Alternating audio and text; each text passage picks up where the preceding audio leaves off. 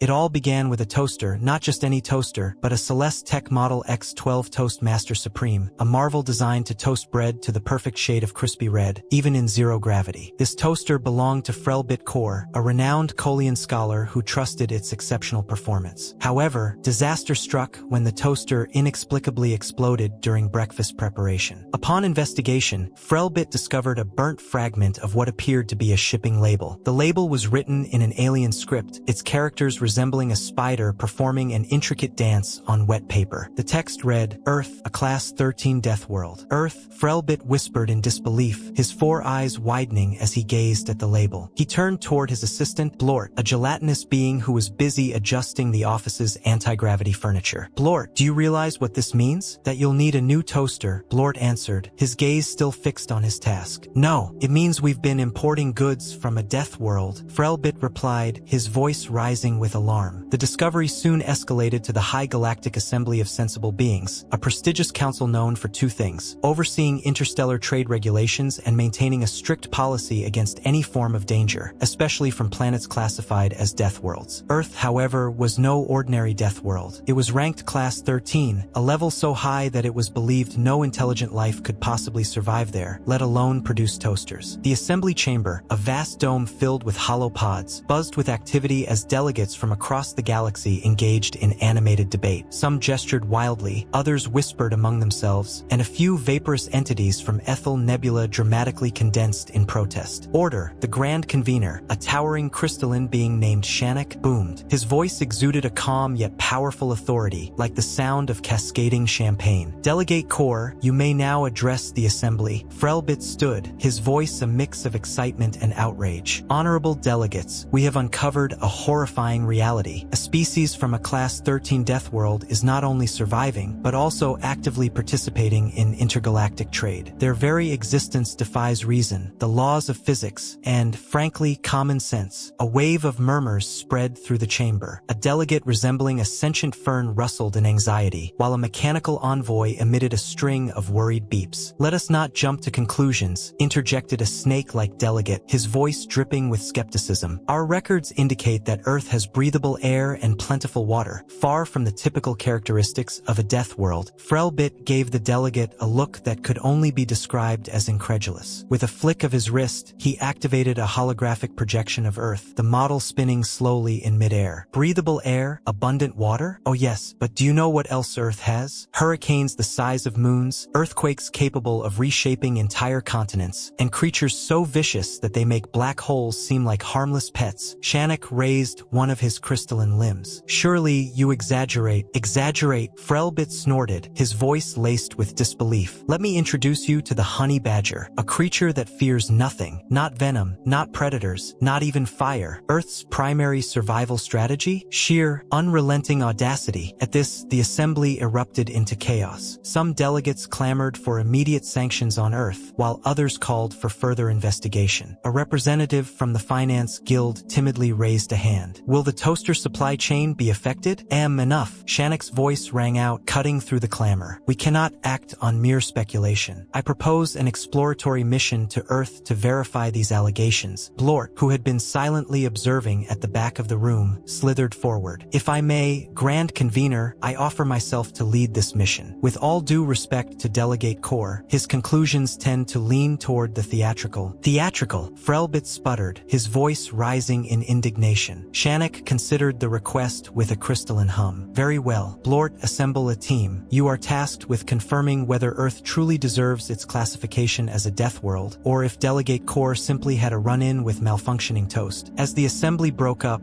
Frelbit muttered under his breath, "Theatrical, they say? Well, they'll understand once they've faced the honey badger." Meanwhile, on Earth, a human named Jebediah, Jeb Clonk, was in the midst of repairing his motorcycle using duct tape while a tornado raged around him. He had no idea that his planet was about to host some very peculiar visitors, and frankly, he wouldn't have cared. Blort's team arrived with an air of unwarranted optimism. Their ship, sleek and shaped like an especially judgmental spoon, hovered above Earth's atmosphere as they finalized their plan. "Now, Blort," he began, addressing his team of equally gelatinous but admittedly questionable subordinates. "Earth is infamous for its violent weather, aggressive wildlife, and a species that seems to thrive on self-destructive behavior. We must proceed with caution. I've read the reports, Drift, a junior researcher, grumbled. Apparently, these humans voluntarily swim with creatures that could devour them. How is that even considered a hobby? They also eat those creatures, added Splin, the communications officer, her gelatinous body trembling slightly. Is that some kind of power display? Focus, Blort snapped. Our objective is clear. Observe the humans, understand how they survive, and if necessary, retreat swiftly. With that, they began their descent toward the surface, landing discreetly in what appeared to be a rural area. Their scans showed a patch of greenery dotted with flimsy-looking structures. The scene was peaceful, except for the occasional distant noise of metal clanging and a few human voices shouting at seemingly random objects. Splin, activate the cloaking field, Blort instructed. Splin pressed the button. Nothing happened. She muttered, pressing it again. The ship responded with a cheerful chime followed by a galactic common announcement. Asterisk cloaking field offline. Please contact your warranty provider. Asterisk. Well, that's a great start, Drift sighed, oozing toward the exit. Let's just hope the locals aren't home. They weren't, at least not right away. The team cautiously emerged from the ship, scanning the surroundings with their instruments, which beeped with increasing unease. The air was thick with oxygen, and the temperature was relatively mild. Blort frowned at his scanner. This isn't bad, he said, though his voice betrayed uncertainty. Wait, Drift interrupted, pointing a gelatinous appendage toward a fenced area. Inside was a massive, furry creature that stared at them with a level of hostility usually reserved for tax collectors. What is that? Splin let out a shriek. That, Blort said, is a cow. Herbivorous, non-lethal. At that precise moment, the cow launched itself at the fence with the force of a small meteor, its bellowing loud enough to short-circuit their scanners. Herbivorous! My gel! Drift yelped, scuttling back toward the ship. Calm down, Blort barked, his own voice betraying the slightest tremor. This is merely the ecosystem asserting dominance. It's perfectly normal. The cow, apparently satisfied, eventually lost interest, but the crew's dignity had already been irrevocably compromised. As they continued their exploration, they stumbled upon a barn, and inside, they encountered their first human, Jeb Clonk, who was grappling with an engine block as though it had personally wronged him. Before the crew could even process the fact that they weren't cloaked, Jeb turned toward them, wrench in hand, his expression one of unbridled fury. What in the name of fried pickles is this? He bellowed, wielding the wrench like a medieval knight preparing for battle. Blort, flustered, raised all 5 of his appendages in what he hoped was a peaceful gesture. Greetings, he stammered. We come in. Before he could finish, Jeb hurled the wrench at him. It bounced harmlessly off Blort's gelatinous form with a wet, plopping sound. You're going to have to try harder than that, Jeb growled, clearly unimpressed. Wait, Splin shouted, her gelatinous body quivering. We're explorers, not,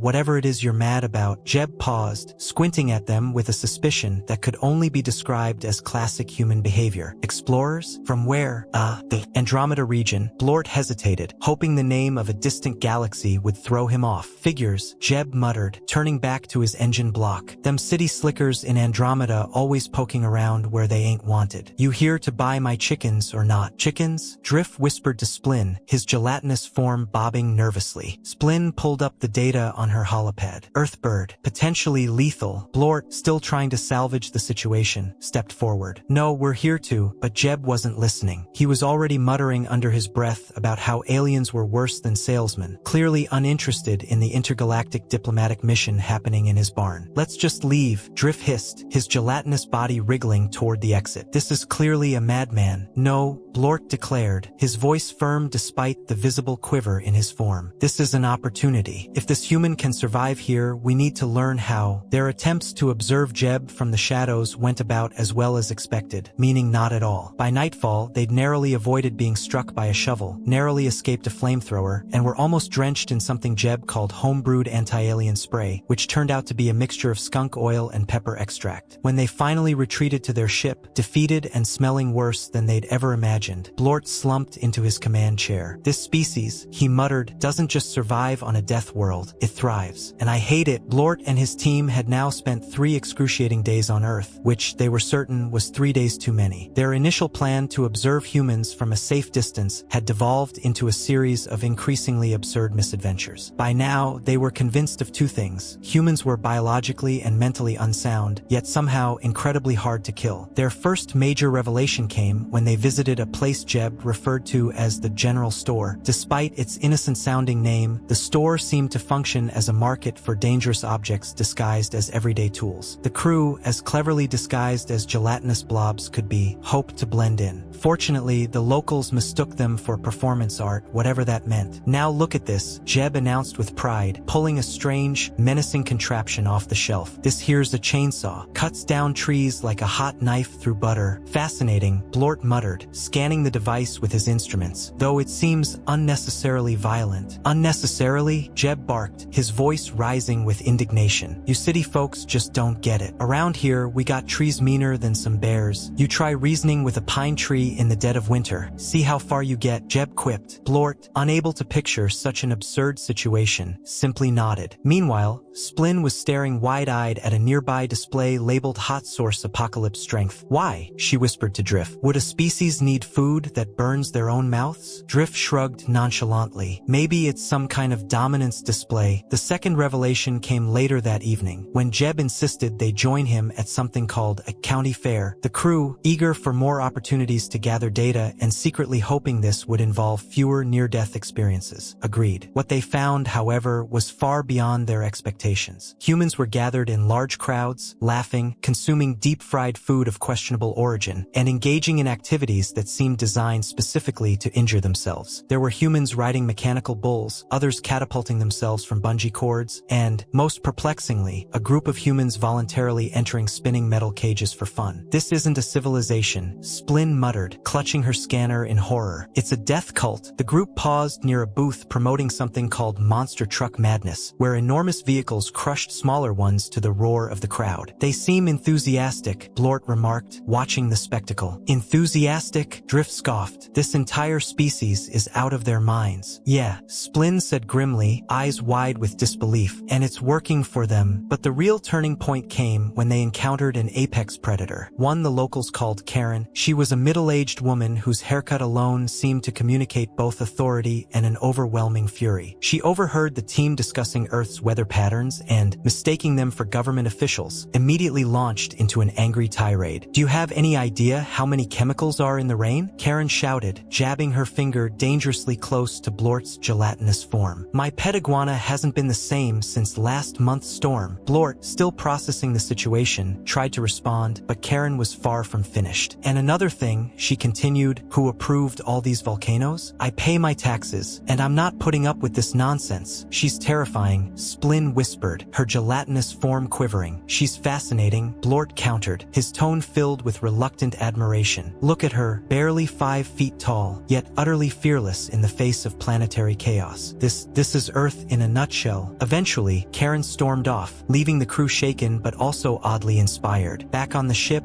the team reviewed their findings. Every scan, every observation led to the same conclusion. Earth was a hostile environment in every sense of the word. By all rights, it should have been uninhabitable. Yet somehow, humans had not only adapted to it, they had turned the chaos into a lifestyle. "How?" Drift muttered, pacing anxiously. "How do they do it?" "It's not biology," Blort said, gesturing to the screen displaying human anatomy. "Compared to most species, their bodies are fragile. And it's not technology, they're centuries behind us in innovation." "Maybe," Splin suggested cautiously, "it's stupidity." Blort tilted his head, considering the idea. "No, it's more than that. It's audacity. They don't conquer their environment, they challenge it. They see danger, and instead of running from it, they say, 'Let's see if we can ride it.'" The crew fell silent, each lost in thought. Earth wasn't just a death world, it was a proving ground. And humans weren't just surviving, they were thriving because they refused to do anything else. Finally, Blort spoke, his voice somber. "We're going to need a new classification for this place." "Like Class 14? Drift asked, half joking. "No," Blort replied, his tone grave. "Class? Insane." Blort's report to the Galactic Assembly, submitted via a painfully prolonged holo-conference, was met with reactions that ranged from mild curiosity to outright panic. Delegates from more cautious species, such as the Furans, insisted on an immediate quarantine of Earth, while representatives of the more daring races, like the Lumit, proposed studying human resilience in greater depth. The Assembly, in its infinite wisdom or perhaps out of sheer boredom, came to a compromise. Blort and his team would initiate contact with Earth's governments, offering technological assistance under the misguided assumption that humans would eagerly accept alien solutions to their myriad problems. Spoiler alert, they wouldn't. Blort stood before a hastily gathered panel of human leaders via video call. Their expressions ranged from skeptical to, "Who let this gelatinous blob into the meeting?" We've analyzed your planetary data, Blort began. Our proposal is simple. We would deploy a series of atmospheric stabilizers to regulate your global temperatures. This will neutralize the extreme weather conditions currently plaguing your planet. A pause followed, then a representative from a coastal nation asked, will this interfere with hurricane season? Blort blinked. No easy feat for a gelatinous being, but he managed. That's the point. No hurricanes. The delegate frowned. But we need hurricanes. They bring rain. Wait, interjected another representative. What happens to ski resorts if it's warm all year? Blort's appendages began to tremble in frustration. Are you telling me you prefer catastrophic weather events? The room descended into chaos. Some leaders argued for the preservation of natural cycles. Others voiced concerns about the economic impacts, and one particularly loud representative demanded that tornadoes remain intact for storm-chasing tourism. The meeting ended with no clear consensus and several requests that Blort stay out of human affairs. Unfazed, Blort shifted his focus to medicine. Surely no species would reject cures for diseases, right? The team distributed advanced healing pods to a local hospital capable of curing everything from broken bones to chronic illnesses in mere minutes. Initially, the hospital staff appeared impressed, but soon the questions began. How much do these cost? They're free, Splin replied cheerfully. The hospital administrator's face darkened. Free? How are we supposed to bill for that? Splin tilted her head, confused. You wouldn't. Unacceptable, the administrator snapped. This will ruin our entire billing system in hours. The pods were promptly confiscated by a pharmaceutical lobby, and the team was politely but firmly escorted out of the hospital. Desperate to make progress, the team turned their attention to public transportation. They introduced a system of anti-gravity trains capable of reaching speeds up to 1,000 kilometers per hour. Surely, this would revolutionize human transit. It did not. The first test ride was delayed because humans insisted on holding up the line to take selfies. The second attempt was derailed, literally, when a group of adrenaline junkies tried to surf on top of the train. By the third attempt, someone had painted a mustache on the lead train car and stolen all the seats. Why do they need seats? Blort exclaimed, exasperated. They like to sit, Drift muttered, shaking his gelatinous form in disbelief. Apparently, innovation is threatening if it's too comfortable. In one final effort, the Crans introduced holographic learning modules to enhance human education, hoping that this would finally show tangible results. These devices were designed to implant knowledge directly into the brain, effectively eliminating the need for long hours of study. But the backlash came swiftly and harshly. Conspiracy theorists claimed the Crans were attempting mind control, while a vocal group of parents demanded the right to choose traditional ignorance over what they saw as alien brainwashing. Schools outright rejected the technology, citing concerns that it would deprive students of the valuable life lessons learned through struggle. They want their children to struggle? Blort cried, his gelatinous form shaking in disbelief. This species is a paradox wrapped in idiocy. By the end of their mission, the Colian team had become the laughingstock of the galaxy. Frelbit Core, who had ridiculed them relentlessly during the mission briefings, sent a hologram message that displayed nothing but a smug smirk and the words asterisk, told you so. Asterisk on the surface, it appeared to be a total failure. Humans had rejected every technological advancement they had presented, clung stubbornly to their chaotic traditions, and occasionally threw objects at the Contalon crew for reasons that defied explanation. Yet, Blort couldn't shake the feeling that they were overlooking something, a fundamental truth about humanity. They weren't simply rejecting progress. They were reshaping it to fit their own bizarre, reckless, and utterly unique perspective. As the team prepared to leave Earth, Splin asked, do you think they'll ever understand them? Blort sighed, watching Jeb clonk from the safety of their cloaked ship. The human was attempting to jump a tractor over a ditch using nothing but a wooden ramp and an abundance of overconfidence. No, Blort admitted, but maybe that's why they're still here. The Contalon ship hovered silently above Earth's atmosphere. The crew gathered in the command chamber for what was supposed to be a moment of reflection, but it wasn't going well. We failed, Drift muttered, slumping against a console. They rejected everything. Everything. Who rejects free healthcare or weather control? Splin, her gelatinous form rippling with frustration, added, and don't even get me started on the anti-gravity trains. Blort remained silent, his eyes fixed on a live feed of Earth projected onto the main screen. The planet turned serenely, a deceptive image of peace, a sharp contrast to the chaos that had unfolded on its surface. From this distance, Earth appeared just like any other habitable world, blue, green, and teeming with life. But up close, it was a different story entirely. He replayed the scenes in his mind. Hurricanes, humans with names that sounded more like personal acquaintances, bears wrestling for internet fame, and, of course, Jeb Clonk, who now seemed to embody the human human condition far better than any scientific report ever could. Perhaps, Blort said finally, his voice quiet, thoughtful. Perhaps it's not about fixing them. Perhaps it's about letting them stay as they are. Failure is the wrong word, Blort said, surprising even himself. How would you describe it, then? Drift's irritation was evident. A learning experience, Blort responded, his voice gaining clarity as he spoke. That's exactly what it is. We came here expecting logic. We thought they'd jump at the chance to make their lives easier, safer, more predictable. But that's not who they are. Splin frowned. Then who are they? Blort gestured at the screen, which zoomed in on a festival somewhere in South America. Humans were dancing, eating spicy food, and juggling flaming objects because apparently why not? They're survivors, Blort said. Yes, but more than that, they're thrivers. Chaos isn't just something they endure, it's something they embrace. They've built an entire culture around it. That's ridiculous, Drift scoffed. No species can sustain itself on sheer recklessness. Can't they? Blort shot back.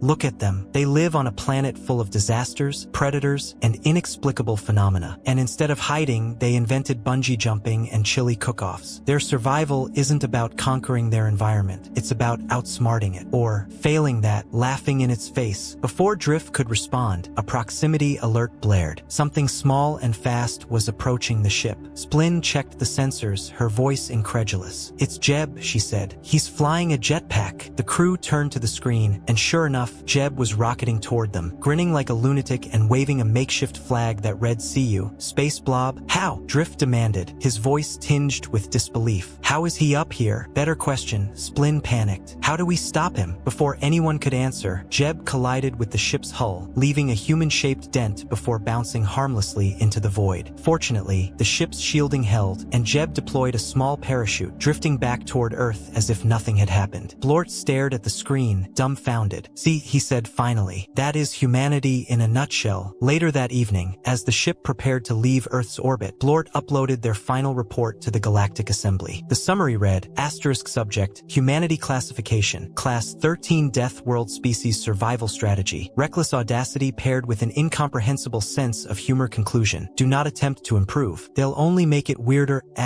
Drift snorted as he read the draft. You're really going to file that? Blort nodded. It's the only explanation that fits. As the ship powered up, Splin glanced back at Earth one final time. Do you think they'll ever join the intergalactic community? Blort's gaze lingered on the planet, filled with a mixture of awe and caution. Maybe someday, but if they do, the rest of the galaxy should be prepared. Because once humans get out there, nothing will ever be the same.